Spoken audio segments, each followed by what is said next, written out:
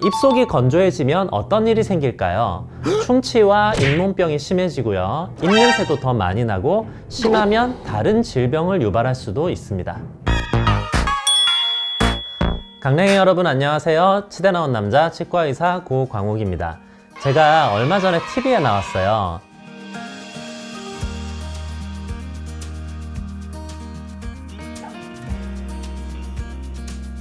마스크를 쓰고 다니는 시대가 되면서 입냄새와 구강세정제 그리고 구강건조증에 대한 관심이 높아졌다고 합니다.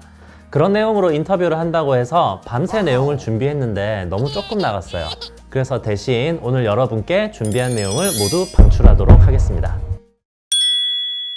아주 어린 아기들 입속을 본 적 있으세요? 맑은 침이 촉촉하고 흥건하게 늘 고여 있어요. 그래서 입술도 뽀송뽀송하죠. 그런데 우리 성인들의 입속은 어떤가요? 메말랐죠. 말할 때 쩝쩝 들러붙는 소리도 나고 그래서 그런지 입술도 금방 말라서 갈라지고 트고 그러죠. 이런 현상을 구강건조증이라고 하는데요. 감기처럼 어쩌다 한번 걸렸다 낫는 질병이 아니라 슬프게도 노화에 따라 자연스럽게 따라오는 현상입니다. 그렇다면 입속이 건조해지면 어떤 일이 생길까요? 충치와 잇몸병이 심해지고요. 입냄새도 더 많이 나고 심하면 다른 질병을 유발할 수도 있습니다. 입속이 건조하면 충치와 잇몸병이 더 잘 생깁니다. 우리 입속에는 항상 충치균과 잇몸병균이 살고 있어요. 완전히 없애는 건 불가능합니다. 그런데 우리 침 속에는 이런 세균들에 저항하는 여러 가지 면역물질들이 가득 들어있어요. 그래서 우리 입속에서는 충치균과 잇몸병균이 만들어내는 독성과 그리고 침 속의 면역력이 서로 대항하면서 균형을 이루고 있습니다. 하지만 입속이 건조해지면 면역물질도 부족해지겠죠. 균형이 깨지면서 충치균과 잇몸병균이 마음껏 활동하게 됩니다. 입속이 건조하면 입냄새도 더 심해져요. 입속에는 수많은 종류의 세균들이 살고 있어요. 그 중에는 우리 몸에 유익한 세균들도 있고요. 반대로 우리 몸에 해로운 유해한 세균들도 많이 있습니다. 건강한 면역력을 가진 성인들의 입속에서는 이 세균들의 유익한 활동과 유해한 활동, 그리고 침 속의 면역력이 서로 절묘하게 균형을 이루면서 우리 몸에 도움이 되는 쪽으로 유지되고 있습니다. 하지만 입속이 건조해지면 상황이 달라져요. 침 속의 면역 성분이 줄어들면서 유해한 세균들의 활동이 훨씬 더 증가하게 됩니다. 몸에 해로운 대사물질들이 입속에 쌓이기 시작해요. 당연히 악취가 나기 시작합니다. 게다가 이런 대사물질들 때문에 입속 환경이 산성으로 변하기 시작해요. 유해한 세균들이 활동하기에 더 좋은 환경이 됩니다. 대사물질이 더 많이 나오고 입냄새도 더 심해지는 악순환이 시작됩니다. 입속이 건조해지면 다른 질병들을 유발할 수도 있습니다. 입속에 안 좋은 세균들이 증가하면 숨을 쉴 때 어떻게 될까요? 호흡기관으로 들어가겠죠. 음식을 먹으면 소화기관으로도 같이 들어가겠죠. 호흡기 질환과 위장 질환이 증가할 수 있습니다. 뿐만 아니라 입속에 유해 세균이 증가하면 비만, 고혈압, 당뇨, 뇌졸중 같은 다른 전신 질환에도 나쁜 영향을 미칠 수가 있다고 합니다. 그러면 어떻게 해야 될까요? 보통 물을 많이 마시라고 얘기를 해요. 그런데 과연 이게 큰 효과가 있을까요? 사실 침이 마르는 건 침샘의 활동이 약해지는 거지 침을 만들 물이 우리 몸에 모자라서 그런 건 아니거든요. 물을 하루 종일 벌컥벌컥 마신다고 침이 막 콸콸콸 흘러 넘칠까요? 다른 게 콸콸콸 나오겠죠. 물을 많이 마시는 게 물론 몸에 좋긴 하지만 구강건조증에 그다지 뾰족뾰족뾰족한 해결책은 아니에요. 지금 구강세정제 생각하셨죠? 고개를 구독 하신 분들은 눌러주세요. 입속에 유해세균이 늘어나면 구강세정제로 살균해주면 되는 거 아닌가? 라고 생각하셨을 거예요. 그런데 구강세정제는 하루에 한두 번 15ml 정도의 적은 양으로 30초 이내만 사용하도록 제한이 돼 있어요. 아침 저녁으로 2번 정도는 입을 상쾌하게 만들어줄 수는 있지만 하루 종일 입이 마를 때마다 반복해서 사용하시면 안 돼요. 너무 자주 반복해서 사용하면 어떻게 되느냐? 유익한 세균, 유해한 세균 구별 없이 무차별 살균이 됩니다. 그러면 세균 균형이 무너져요. 오히려 유해한 세균들이 살기에 더 좋은 환경이 될 수도 있어요.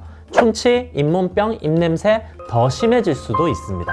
그리고 중요한 거, 구강세정제에는 알코올이 들어가 있는 제품이 많아요. 알코올은 휘발성이죠. 입속에 있는 침을 녹여서 함께 증발해버립니다. 그래서 너무 자주 사용하면 잠깐은 상쾌하지만 결과적으로는 구강건조증을 더 심하게 만들 수도 있습니다. 그래서 구강세정제도 구강건조증에 그다지 뾰족한 해결책은 아닙니다. 그러면 도대체 어떻게 하라는 거냐? 지금부터 가장 쉬운 방법을 알려드릴게요. 물로 입을 자주 헹구세요. 뭐야, 별 대단한 것도 아니잖아 라고 생각하셨죠?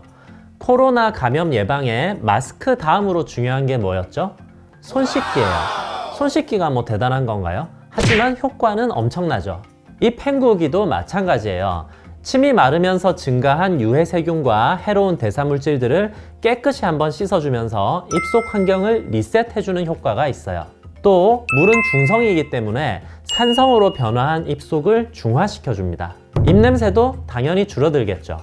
구강세정제처럼 무차별 살균을 하는 게 아니기 때문에 세균 균형이 무너질 염려도 없어요. 그래서 하루에 여러 번 무제한으로 사용하셔도 상관없습니다. 하루에 화장실을 최소한 5번은 가실 거예요. 그때마다 손 씻잖아요. 그때 손에 물 묻힌 김에 물 한번 떠서 입을 헹구세요. 어차피 가는 화장실, 어차피 씻는 손, 그때 10초만 더 투자하시면 돼요. 방금 뜨끔하신 분들, 화장실에서 손 안 씻는 분들입니다. 또 집에서 정수기에 물 들어갈 때, 냉장고에 간식 꺼내러 갈 때, 싱크대 지나가잖아요. 그때마다 물로 입 한번 또 헹구세요. 물 묻힌 김에 손도 씻고요. 직장에서도 탕비실에 커피 타러 갈 때, 간식 가지러 갈 때 옆에 싱크대 지나가잖아요. 또 물로 입을 헹구세요. 이렇게 하면 하루에 못해도 10번 이상은 물로 입을 헹굴 수 있게 됩니다. 돈을 들이거나 별도의 시간과 노력을 투입할 필요도 없어요.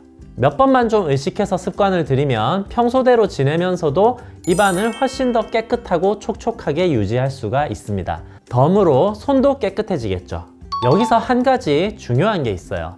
구강건조증은 우리 몸에 다른 질병이 생겼다는 신호일 수가 있어요. 몸에 생긴 다른 큰 질병 때문에 그 증상의 하나로 구강건조증이 나타나는 경우예요. 그래서 요즘 들어서 갑자기 부쩍 입이 많이 마르고 그 정도도 너무 심한 것 같다라고 느껴지는 경우에는 반드시 가까운 내과 또는 구강내과 전문의가 있는 치과를 방문하셔서 자세한 검사를 받아보실 필요가 있습니다. 오늘은 구강건조증에 대해서 알아봤는데요.